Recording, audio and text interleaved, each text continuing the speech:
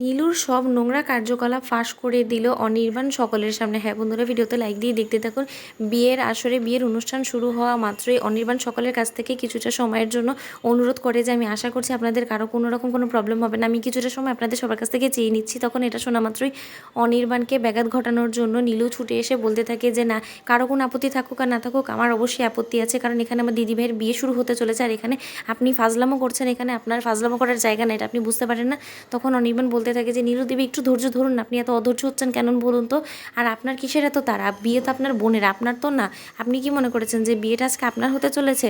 তখন নীলু বলতে থাকে একদম আমার সাথে এরকম ইহেয়ালি করবেন না, আমি একদম এইসব ঠাট্টা তামসা পছন্দ করি না। তখন নীলুকে সূর্য ডেকে বলতে থাকে আচ্ছা নীলু, ওই লোকটা যদি এরকম একটু সময় চেয়েও থাকে তাতে কী বা সমস্যা হচ্ছে বলো তো তোমার, উনি তো কিছুটা সময়ই চেয়ে নিচ্ছে তাই না? তখন নীলু বলতে থাকে সূর্য, তুমি বুঝতে পারছো না, এখানে সব কিছু পুরোহিত মহাশয় এসে পড়েছে, সব কিছু লগ্ন পেরিয়ে যাচ্ছে আর এখানে আমরা ওনার এই অভিনয় দেখবো? তখন রায়ের মা বলতে থাকে যে দেখুন, আপনি আমার মেয়ের অফিসের বস হওয়া সত্ত্বেও আপনি এই রাইটটা কোনো মতেই রাখেন না যে আপনি আমার মেয়ের বিয়ের অনুষ্ঠান আটকে রেখে আপনি এসব করবেন। তখন নীলু বলতে থাকে দাদা ভাই, তুইও হাত পা গুটিয়ে এরকম করে বসে বসে এই অভিনয়গুলো দেখবি, তুইও কিছু বলবি না? তখন রায়ের দাদাভাই বলতে থাকে যে আচ্ছা আমরা কিছুক্ষণের জন্য একটু থাকি না, দেখি না কি করে এই লোকটা।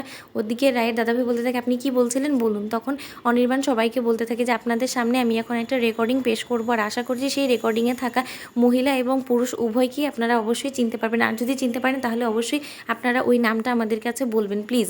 তখন নীলু বলতে থাকে যে এই লোকটা আবার কিসের রেকর্ডিং শোনাবে? ওদিকে নীলু এই কথা শোনা মাত্র নীলু ঘামতে থাকে। নীলু বলতে থাকে যে এই অনির্বাণ সিনহা আবার কি রেকর্ডিংয়ের কথা বলছে? ওদিকে সুদীপ্ত ছদ্মবেশ ধারণ করে দাঁড়িয়ে থাকে আর ভাবতে থাকে যে এখানে আবার অনির্বাণ কিসের ঢং শুরু করে তুলে কিছুই বুঝতে পারছি না। এদিকে তো বিয়েও শুরু হয়নি, এখনও যদি বিয়ে না শুরু হয় এখানে তো আমি অনেক বড় বিপদে পড়ে যাব। আর এদিকে যদি অনির্বাণ কোনো মতে কোনো কিছু আমাদের ছলচাতুরি ধরে ফেলে তাহলে তো আমাদের জন্য বিপদ হয়ে যাবে। ওই নীলুটাও দাঁড়িয়ে দাঁড়িয়ে শুনছে কেন, ও তো কিছু বলছেই না। ওদিকে অনির্বাণ এই রেকর্ডিংটা চালু করে দেয় আর রেকর্ডিংটা চালু করা মাত্রই সবাই শুনতে পায় যে নীলু এবং সুদীপ্ত একে অপরের সাথে কথা বলছে রায়ের উপরে চরম প্রতিশোধ নেওয়ার জন্য। ওদিকে নীলু বলতে থাকে যে আমি দিদি ভাইয়ের উপরে চরম প্রতিশোধ নিতে চাই আর আপনারও একই উদ্দেশ্য, তাই যদি আমরা দুয়ে দুয়ে চার করে ফেলি, আমরা যদি হাত মিলিয়ে ফেলি তাহলে কিন্তু আমাদের লক্ষ্যে পৌঁছাতে আমাদেরকে কেউ ঠেকাতে পারবে না। ওদিকে সুদীপ্তও বলতে থাকে যে আমি রাইকে চোখে আঙুল দিয়ে বুঝিয়ে দিতে চাই যে ও সুদীপ্তর লেজে পা দিয়েছে আর সুদীপ্তর লেজে যে পা দেয় ও কোনো মতে এত সহজে ছাড়া পায় না সুদীপ্তর হাত থেকে। ওদিকে নীলু বলতে থাকে দিদি ভাইকে একদম দুমড়ে মুচড়ে শেষ করে না দেওয়া পর্যন্ত আমি আমার মনের এই বুকের জ্বালা কোনো মতেই মেটাতে পারবো না। তখন সুদীপ্ত বলতে থাকে একই অবস্থা আমারও, আমি শুধু রিভেঞ্জ নিতে চাই ওই রায়ের উপরে, কারণ ওই রায় আমাকে জেলে অবধি ঘানি টানিয়েছে, তা সত্ত্বেও আমি ওকে কোনো মতে এত সহজে তো ছেড়ে দিতে পারি না, তার জন্য যা যা করতে হয় আমি সেই সব কিছুই করবো আর তারপরেই আমাদের প্রতিশোধ নেওয়া পূরণ হবে। তো বন্ধুরা, ভিডিওটি ভালো লাগলে লাইক কমেন্ট শেয়ার করে সাবস্ক্রাইব করতে ভুলো না।